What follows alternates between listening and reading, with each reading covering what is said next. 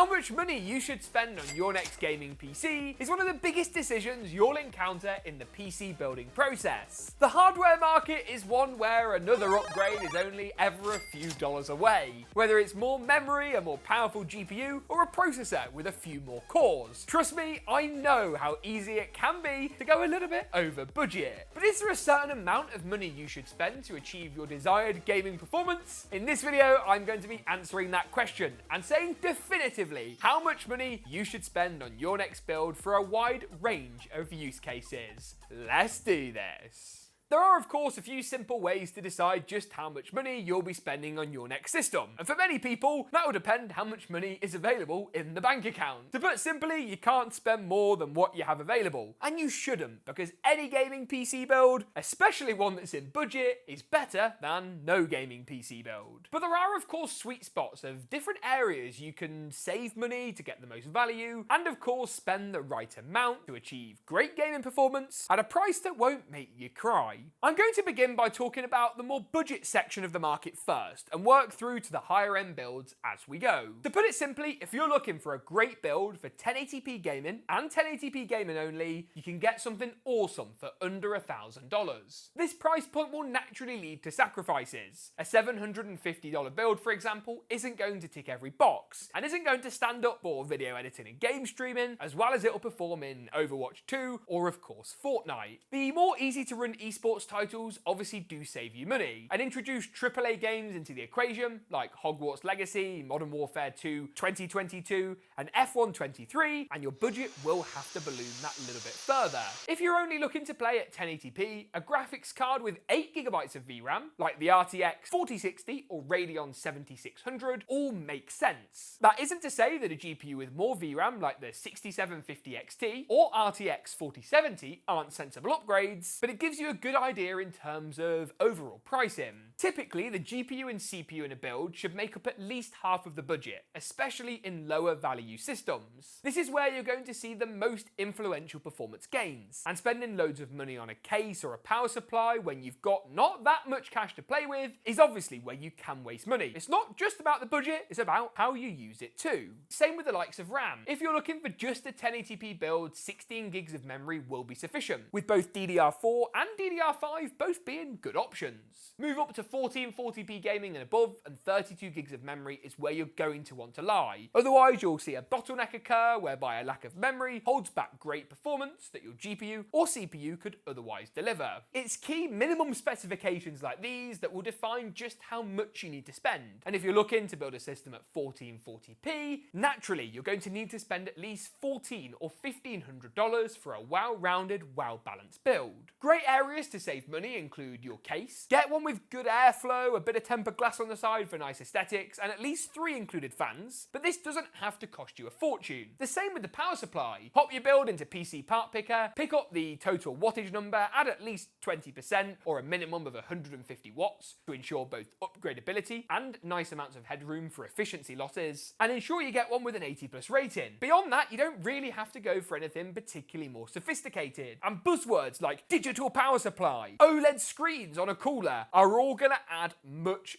more cost to a build, while delivering, to be honest, nothing extra by way of performance. In fact, we recently put together a video on how much you should spend on a motherboard, which demonstrates this perfectly. You won't see that much raw performance difference between a board that costs $200 and a board that costs $600. One gives you more usability features like better connectivity, more bandwidth for fast SSDs, and faster networking and Wi-Fi speeds. But in terms of the actual frames per second achieved, it doesn't make hardly any difference. The GPU you want to go for is also going to make a massive impact on the amount you can spend. A 1440p build will require at least a 6700 XT from AMD, or on the Nvidia side, a 4060 Ti, though the 8GB version is of course embroiled in controversy, but we won't go into that in today's video. Naturally, they're cards that come in between $300 and $450, and if your CPU and GPU make up about half of the budget, you can see instantly how this will tip you over that $1,000 mark, and more more towards 15 or 1400 US dollars. Move up the price ranges from $1,500 to $2,000, and of course you can unlock a little bit more. You might get the start of 4K gaming performance on a budget, but it won't be without compromise. And you might find the more you spend, the more diminishing the returns become. Often a $2,000 build will include novelties like a cooler with a screen, liquid cooling, or a graphics card with a beefy cooler and some custom PSU cable extensions. These are all things which massively elevate your build in terms of aesthetics, usability, and of course how easy it is to put together,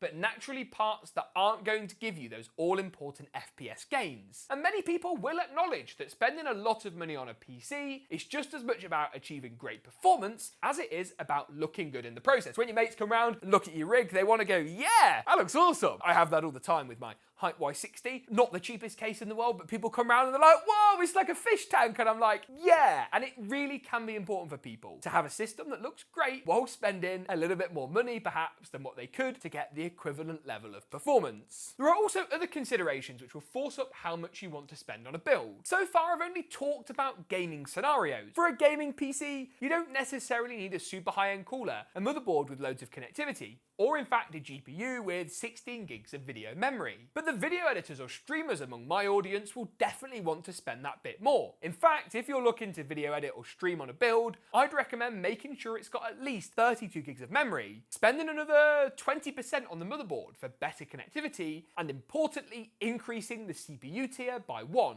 If the build would otherwise have had an i5, put an i7. If it would have otherwise had a Ryzen 5, add in a Ryzen 7, and so on and so forth. For builds where you're going to be using them around the clock, and I'm not talking about a gaming marathon on a Friday evening, I'm talking about an editing PC that will be on for 8 hours in the day and then for 3 hours for gaming in the evening. Something like a liquid cooler can make a massive difference. It runs the CPU, obviously, at a cooler temperature, ensuring you get all that juicy boost performance, and also keeps the system quieter, something which is detrimentally important for a build that you're using all day. No one wants to have a headache from their rather noisy gaming PC build, especially not me. Moving further up the food chain for those who want to build a system for 4K gaming, and the budget naturally balloons further, I'd recommend at least an RTX 4080 or Radeon 7900 XT. These are cards that come in between $800 and $1,200 US dollars. If this, alongside your CPU, which might cost another $300 or $400, makes up half of the budget, you can see easily how we're into between $2,500 and $3,000 for the build. You might find on higher end builds that the CPU and GPU use a lower portion of the available budget, simply because you don't go from spending $100 on a case to $500 on a case in a really high-end build, and a 1000 watt power supply costs the same whether it's in a system that's built for $1,500 or for $3,000. Naturally chews up a lower proportion of the available cash you have to spend. The brands that you pick for your build also make a huge difference, and this isn't to say you should go for the cheapest brands all the time. In fact, that's a bad idea. I really love Corsair iCUE and NZXT Cam, and for that reason highly recommend Corsair and NZXT product ecosystems. This build, for example, we can control all the fans using NZXT software suite, and even tie in the Corsair cooler and Corsair memory through the Corsair iCUE suite. Add in a Corsair keyboard and mouse and the whole thing syncs up beautifully. It is going to cost you a little bit more. People talk about the Apple tax on buying a MacBook, and it's the same with Corsair. There's definitely a Corsair tax to actually going for a system with lots of Corsair or NZXT bits and bobs. Cooler master parts might be a little bit cheaper and still provide the same raw performance, but the software is considerably worse, at least for now, meaning of course that price saving isn't without compromise. Finally, other things which play a part in your build are component upgrades like your NVMe drive. If you're someone who's got a huge Steam library with 100 games and you want all of them downloaded at any one time so you can pick with a random number generator which you'd like to play tonight, you'll need more storage. Simply put, those with 5 games on a build who are happy to delete an old title when they're not really playing it very much and reinstall it later on can save cash. NVMe's have come down seriously in price. You can get a 1TB Gen 4 drive for like $80 or $90 on Newegg. Links down in the description below. But if you want a 4TB drive, you're naturally going to be spending $250